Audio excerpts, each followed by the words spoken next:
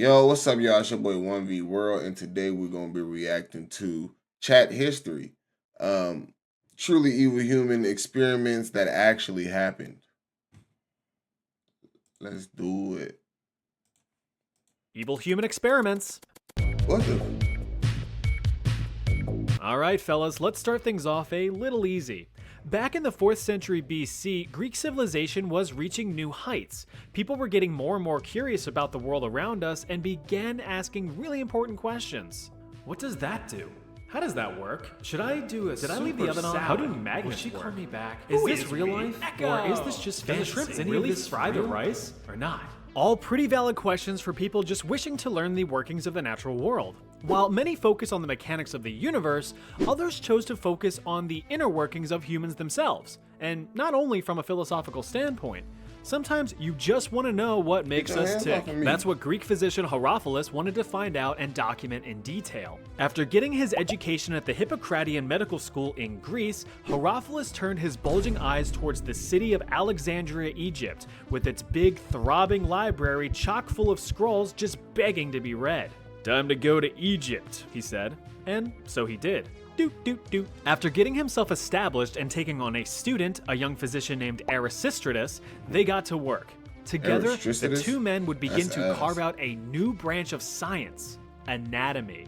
But in order to do so, you need some bodies to cut open to start slopping their guts around. And what better way to obtain fresh bodies than to use condemned criminals, captured and supplied by the Alexandrian rulers. Little Hero and Era were like kids in a candy store with a hopeful glimmer in their eyes, excited to begin their wondrous experiments. But surely the criminals put under the knife were already past their expiration date, right? Nope. Instead, Hero and Era performed live human dissections, called vivisections, to broaden their understanding of the human body. They even went as far as to perform these surgeries in full view of the public for anyone who thought it would be cool and interesting. Wow, that's both cool and interesting. That's what I'm saying. Herophilus documented their findings in extreme detail, making breakthrough discoveries of the human anatomy. In doing so, he inflicted unimaginable suffering to his subjects. Since anesthetics weren't really a thing back then, the victims felt every cut and slice, at least until they passed out from the pain or died of blood loss. Dissecting intestines, reproductive organs, eyes, or even purposefully damaging the motor nerves to inflict paralysis. It was basically a big game of, what does this button do? In the end, Hero and Era's findings over 40 years of vivisections were revolutionary for the medical world, especially since human dissection would be outlawed shortly after their work was completed. I feel so sorry for the people who had to. Wouldn't be until 1800 years later that performing human dissections would be a medically acceptable practice again.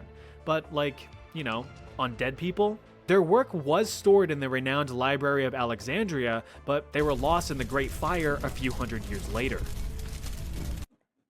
I don't even know what to say, bro. This is sick. Can be a lot of fun until it's not. This is sick. It's crazy. Project 4.1 was actually a side project proposed immediately after the deployment of Castle Bravo, a high-yield thermonuclear bomb that was dropped in 1954 by the United States. Bravo was part of Operation Castle, a series of other high-yield nuclear tests with the goal of establishing superiority over the Soviet Union. The Marshall Islands, a remote Pacific group of islands, served as ground zero for the detonation of the nuclear weapons. Castle Bravo was the strongest detonation and surprisingly produced 2.5 times the expected explosive yield, resulting in an explosive force equivalent to 15 megatons of TNT. To put that into perspective, that is 1,000 times the explosive force of the nuclear bomb dropped on Hiroshima, Japan in the final days of World War II. That's how they was moving. To make matters worse, the Marshall Islands were occupied. That's like equivalent to when I jump in the air to the as high as I possibly can and punch the floor. You feel me? On some One Punch Man, cause I beat his ass for real on some shit. One-on-one fade me versus One Punch. I think I got that for sure. with Only person that like he won't be able to beat is like me or like LeBron James. citizens. So US officials were kind of like, sir, shouldn't we get those people out of the... Bless you. Thanks, sir. Allergies have been bothering me all day. Must be the radiation, right? No, but seriously, are we gonna get those people out of the radiation zone? Yeah, you know, that was on my to-do list. Well, too late now, so let's just see how things turn out. Operation Castle was quickly amended with the addition of Project 4.1. This new section aimed to study the human response to significant radiation exposure. You know, as if tens of thousands of victims in Hiroshima and Nagasaki weren't evidence enough. Commander of the US Naval Medical Corps, Eugene Cronkite, was in charge of the project and swore everyone involved to absolute secrecy because he thought the public wouldn't be too keen on the whole test nuclear radiation on non-consenting people thing. Overall, 239 Marshallese residents were exposed to significant levels of radiation and began showing signs of radiation poisoning a few days later. Symptoms included loss of hair and significant skin damage with weeping wounds, although the wounds did heal rather quickly. Immediate observations ceased after 75 days with the conclusion that no long-term effects were likely. But just out of curiosity, regular checkups were performed on the residents for years after. Women saw increases in miscarriages and stillbirths, and newborns that survived experienced developmental difficulties, impaired growth, and a disproportionate development of thyroid cancer. In addition, about 1/3 of those exposed had developed significant tumors by 1974, 20 years after Operation Castle commenced. Spoke out against the United States, with accusations that the scope of the experiment was premeditated and intentional, to which the US officials responded, nuh-uh. Picked a great name, but your voice doesn't quite match it? We have a fix. VoiceMod gives you over 150 lag-free, real-time voice changers and unlimited sound. I'm not trying to sound like you niggas. During the early years of the Soviet Union, it wouldn't be uncommon for political opponents to quickly fall ill with a strong case of the death at the hands of poison. In fact, it was quite an effective and discreet way to silence any and all opposition without causing too much of a stir. Well, besides the public reacting to mysterious deaths. And that is why we must rise up against... Oh, look at that. They got another one. So how were the Soviets so good at developing successful poisons? Well, you've got to run preliminary trials on living subjects, of course. So in 1921, a year before the Soviet Union officially formed, the Kamera was established. This was the Soviet Secret Service's poison laboratory. Here, new deadly poisons were developed and tested on human subjects. Those tested were prisoners from the gulags, various labor camps built around the country for anyone who even had a fleeting thought that wasn't approved by the Soviet Union. Carry on. The ultimate goal of the Kamera was to devise a poison that was not only lethal, but undetectable. It would be colorless, tasteless, odorless, and untraceable in an autopsy. Prisoners would be unknowingly administered various test poisons, which were disguised as medication. For me, if it isn't an orange Flintstone vitamin, I don't trust it. The various poisons tested included ricin, which causes severe internal distress and suffering. Dang, so they was giving people poison, telling them it was medicine to test them? Like, that's crazy. Cyanide, which can cause violent seizures and heart attacks, and curare, a potent muscle relaxant that makes you painfully choke to death. In the end, the tests were pretty successful. For the Soviet Union, not for the prisoners. Research led to innovative ways to discreetly dispatch a target, from deploying a cyanide mist to making an assassination look like a heart attack. But the blue ribbon winner was the concoction known as C2, carbolamine choline chloride, which was basically liquid depression. Exposure to this sucker sparked a very curious reaction.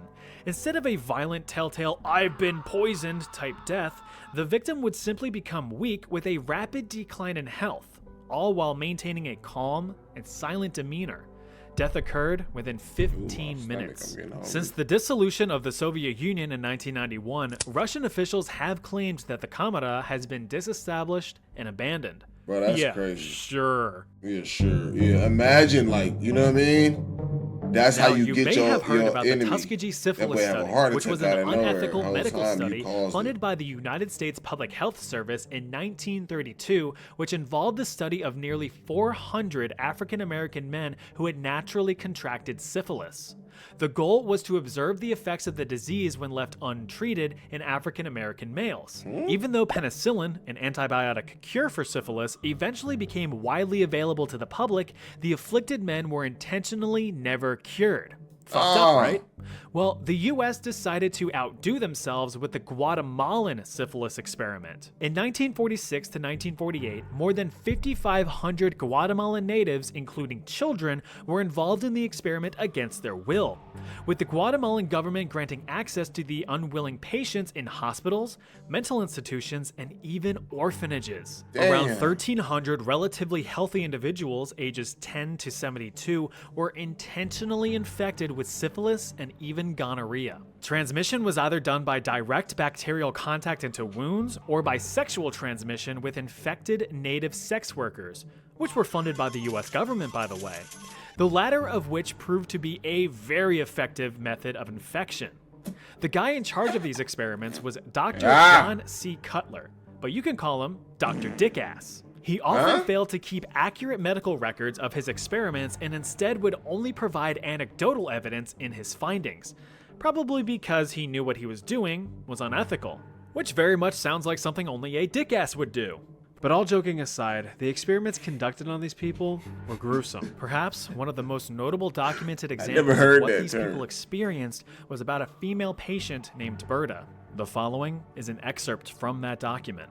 Berta was a female patient in the psychiatric hospital. In February 1948, Berta was injected in her left arm with syphilis.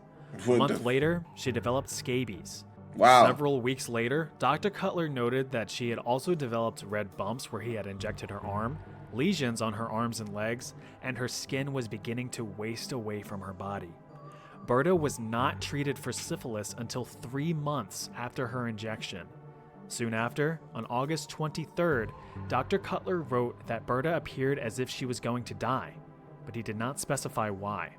That same day, he put gonorrheal pus from another male subject into both of Berta's eyes, as well as her private areas. He also reinfected her with syphilis. Several days later, Berta's eyes were filled with pus from the gonorrhea, and she was bleeding from her private area. Oh, 3 days Lord. later, on August 27th, Berta died. Told you he was a dick-ass. No, The he for overall sure goal a of the study dick-ass, was to bro. determine the effectiveness of penicillin in preventing the STDs. Dr. Cutler had allegedly finalized his reports in 1955, but no evidence was ever found proving that the reports were submitted for peer review or even published.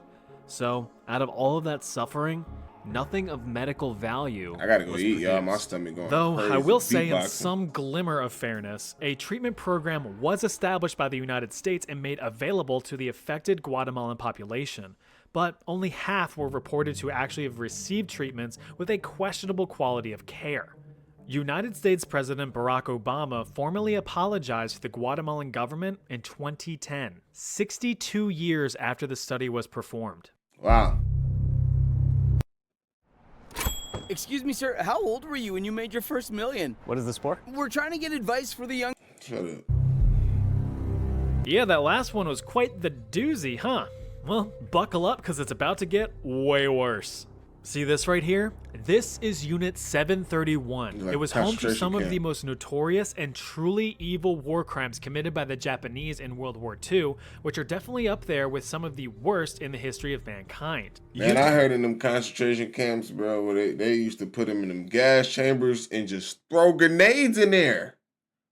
Chain them up to the gas chambers. They on the roof like this. Like, y'all know, we in the freezers when it be the dead animals waiting to get cooked and shit.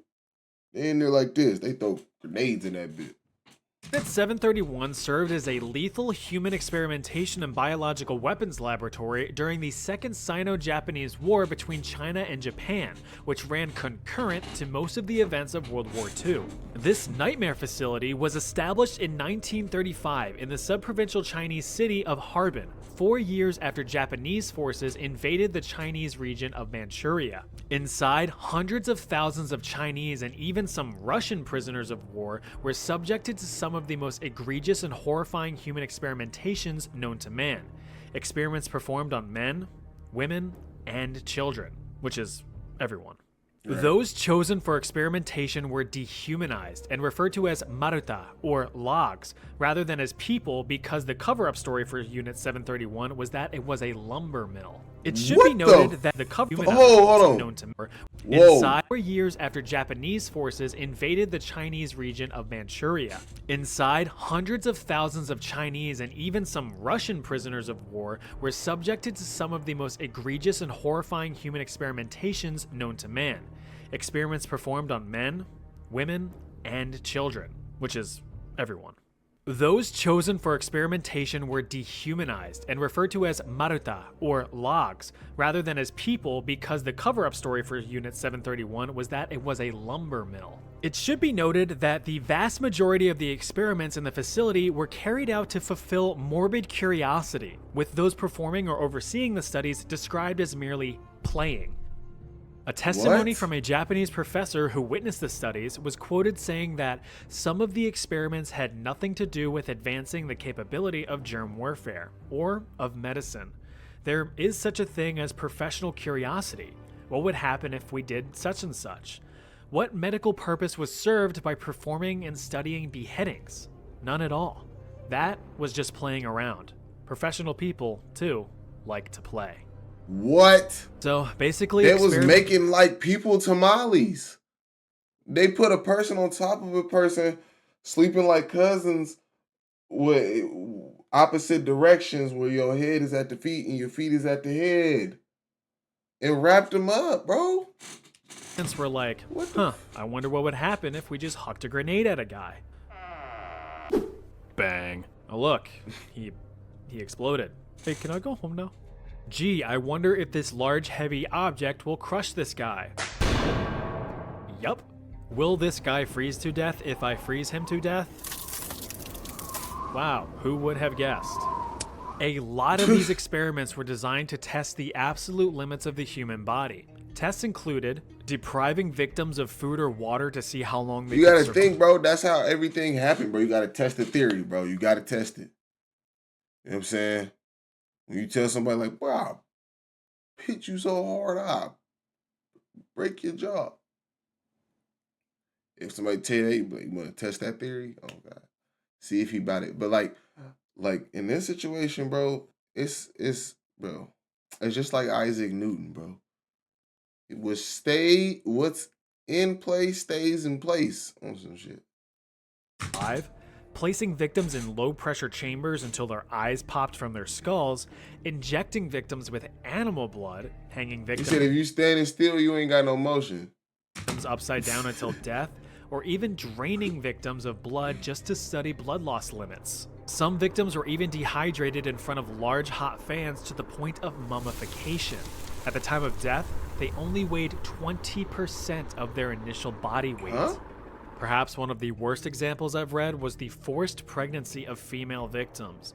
The mothers were injected with various diseases and drugs just to see how they affected the unborn child, sometimes performing a vivisection, cutting the fetus out of the mother for examination. There's honestly so many more gruesome experiments that I just can't get into here, so if you are curious, I would encourage you to look them up. But it's like legit really bad. So I don't want to see that. You've been warned. By the end of the war, as Soviet forces were closing in, Japanese officials had all remaining prisoners executed and the entirety of Unit 731 hastily demolished to destroy any remaining evidence of the program's existence.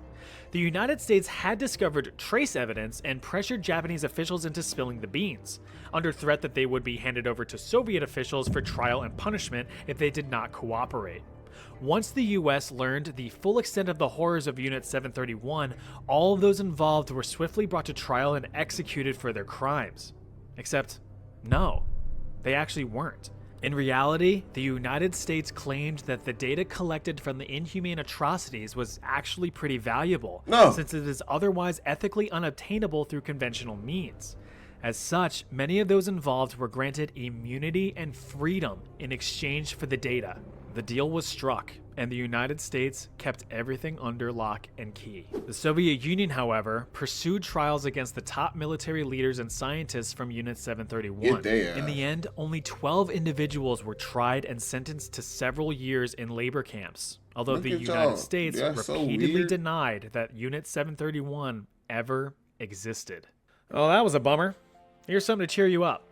I'll see you over there. U.S. Y'all, we. Man, I don't know what to say. That was creepy. Hope y'all enjoyed the video. That was Chat History. He got a lot of good videos on there. You know, I might do a react to a lot of these. But I'll be uploading this real soon. So if y'all want more, like, comment, subscribe. Let me know what you'd like to see next or what type of videos you want to see me react to. You know, I love basketball, stuff. All right, just send me some stuff, y'all. We out.